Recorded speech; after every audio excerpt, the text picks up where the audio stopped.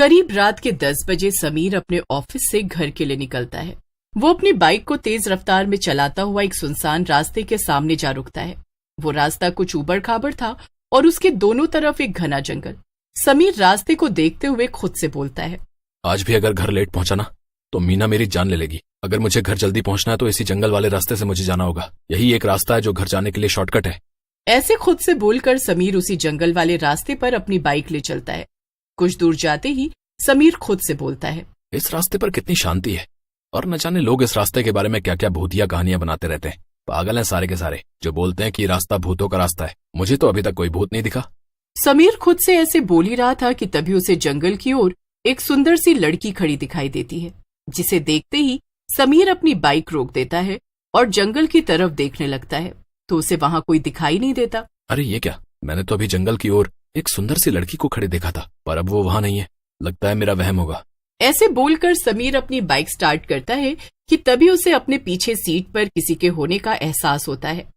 समीर फिर से बाइक रोककर अपने पीछे देखता है। अरे तुम्हें तो मैंने अभी जंगल में देखा था और तुम अचानक से मेरी बाइक पर कैसे आकर बैठ गई?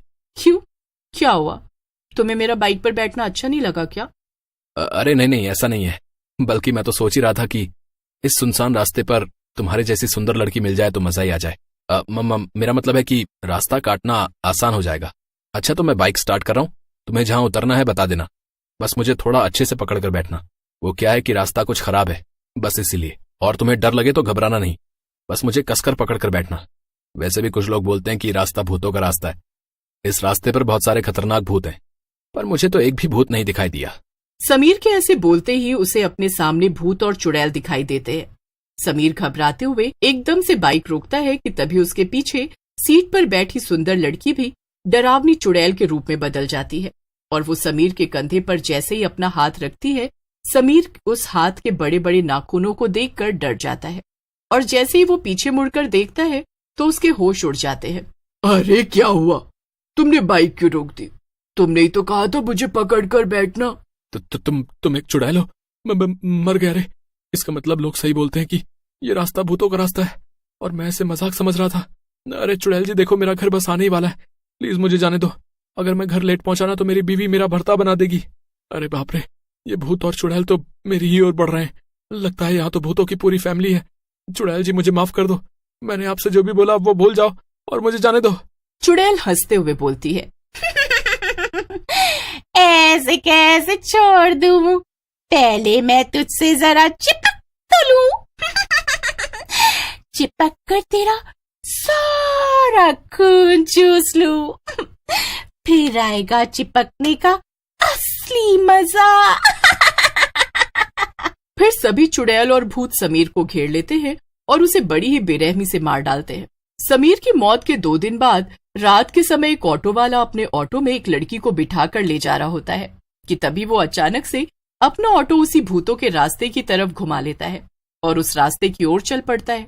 ऑटो में बैठी लड़की मंजुल एकदम से चिल्लाते हुए ऑटो वाले से बोलती है, ओ भैया, तुम्हारा दिमाग तो ठीक है? मुझे गली नंबर 3 में जाना है और आप मुझे कहाँ ले जा रहे हो? आपको पता भी है जिस रास्ते पर आप अपना ऑटो ले आए हो ये कोई आम रास्ता नहीं है, बल्कि ये भूतों का रास्ता है। इस रास्ते में रात में कोई आने जाने की हिम्मत तक नहीं करता है। अब जल्दी से ऑटो गली नंबर 3 की तरफ घुमाओ, नहीं तो। ऑटो वाला भूतों के रास्ते के बीचों बीच अपना ऑटो रोकता है और मंजुल से बोलता है, नहीं तो क्या करोगे हैं? अरे रात के सुहाने मौसम में मेरे ऑटो में इतनी सुंदर जवान लड़की आकर बैठी है और उसे मैं ऐसे ही अपने हाथों से जाने दूं? और पागल लड़की, भूत वूत कुछ नहीं होता, सब मनगढ़ंत कहानियां हैं। मैं जानता हूँ मेरी रानी, तो ये सब मुझसे बचने के लिए कह रही है, पर मैं तेरी बातों में नहीं आऊंगा। ऐसा बोलकर ऑटो वाला मंजुल को छेड़ने लगता है। अरे तुम जैसे गंदे लोगों की वजह से आज लड़कियां घरों से बाहर अकेले आ जा नहीं सकती। मंजुल अपना हाथ छुड़ाकर जैसे ही भागने लगती है कि तभी उसके सामने कई भूत और चुड़ैल आ जाते हैं। हे भगवान, आगे कुआं तो पीछे खाइए, क्या करूं मैं, कहाँ जाऊं मैं? भूत और चुड़ैल जोर जोर से हंसते हुए बोलते हैं, लगता है शहर के लोग भूल गए कि ये भूतों का रास्ता है, तभी तो एक के बाद एक मरने के लिए यहाँ आ जाते हैं।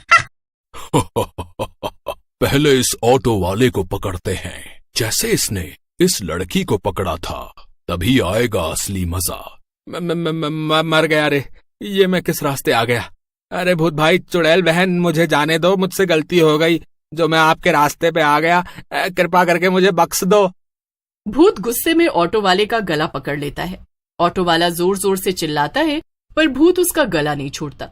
मार डालो इस कमीने को, मार डालो। मासूम लड़कियों को सुनसान रास्ते पर ले जाकर उनके साथ बदतमीजी करता है, उन्हें छेड़ता है। ऐसे लोगों को तो मार देना ही अच्छा है। तुम सही बोल रही हो लड़की, इन जैसे लोगों की वजह से ही लोग लड़कियों को अकेले बाहर भेजने, उन्हें बाहर काम पर जाने से रोकते हैं। इन्हें जीने का कोई हक नहीं है। भूत भाई, इस ऑटो वाले को इतनी बुरी तरह मारना कि इसे इसके अपने भी पहचानने से मना कर दे। ऑटो वाला मंजुल से माफी मांगता है, पर मंजुल और भूत उसकी एक नहीं सुनते और उसे बड़ी ही बेरहमी से मौत के घाट उतार देते हैं। मंजुल रोते हुए भूत और चुड़ैल से कहती है, मैं इस रास्ते से नहीं जाना चाहती थी क्योंकि मैं जानती हूँ ये रास्ता भूतों का रास्ता है, पर ये ऑटो वाला अपनी हवस मिटाने के चक्कर में मुझे इस रास्ते से ले आया। हे भगवान, अब मैं क्या करूं? घर पर मेरी माँ मेरा इंतजार कर रही होगी। तुम्हें हमसे डरने की जरूरत नहीं है। हम शैतान जरूर हैं, पर हम शैतानों में अभी भी इंसानियत बाकी है। आज इंसान अपनी हवस मिटाने के चक्कर में शैतान बनता जा रहा है। खैर, तुम्हें हम कुछ नहीं कहेंगे, तुम यहां से जा सकती हो। और हाँ, ध्यान से जाना, कहीं फिर कोई गलत आदमी के ऑटो में मत बैठ जाना। मंजुल भूत की बात से बहुत हैरान होती है और वो वहां से चली जाती है। अगली सुबह मंजुल अपने ऑफिस पहुंचकर अपने ऑफिस में काम कर रहे सभी लोगों को भूतों के रास्ते वाली सारी बात बताती है। तभी मंजुल की बात पर हंसते हुए उसके ऑफिस में काम करने वाला नरेश बोलता है, क्या बात है मंजुल, उस भूत और चुड़ैल ने तुम्हें कुछ नहीं कहा, पर ऑटो ड्राइवर को मार डाला। अबे, मुझे तुम्हारी इस कहानी पे बड़ी हंसी आ रही है। अरे, इतनी पढ़ी लिखी होने के बाद भी तुम भूत प्रेतों में विश्वास रखती हो, हैं? वैसे ये कहानी मैं अपने बच्चों को सुनाऊंगा।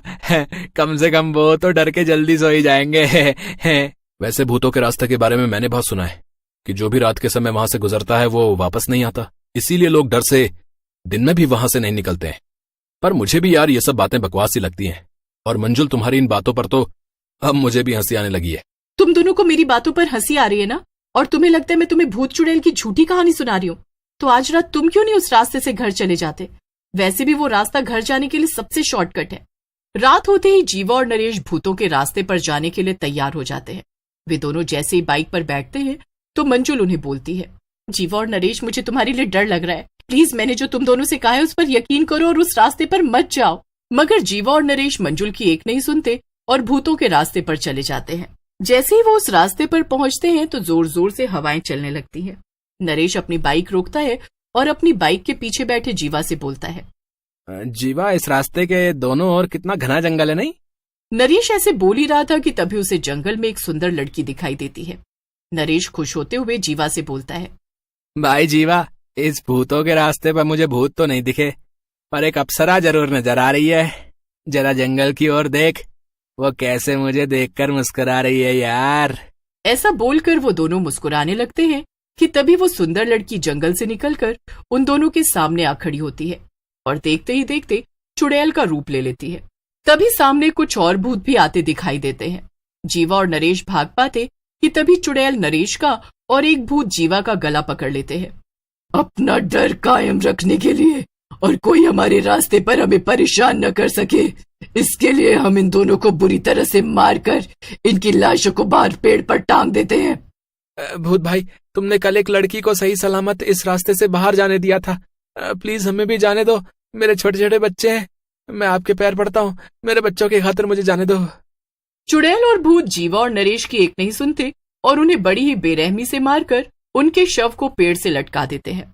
सुबह होते ही जो भी उनके शव को देखता है उनके होश उड़ जाते हैं। कुछ ही देर में पुलिस वहां आती है और उनके शव पेड़ से उतारकर एम्बुलेंस से हॉस्पिटल रवाना कर देती है और उस भूतों के रास्ते पर बड़ा सा बोर्ड लगा देती है जिस पर साफ साफ लिखा था कि ये रास्ता भूतों का है, इसलिए कोई भी इस रास्ते से ना जाए। धन्यवाद। उस दिन के बाद से कोई भी उस रास्ते की तरफ नहीं भटका।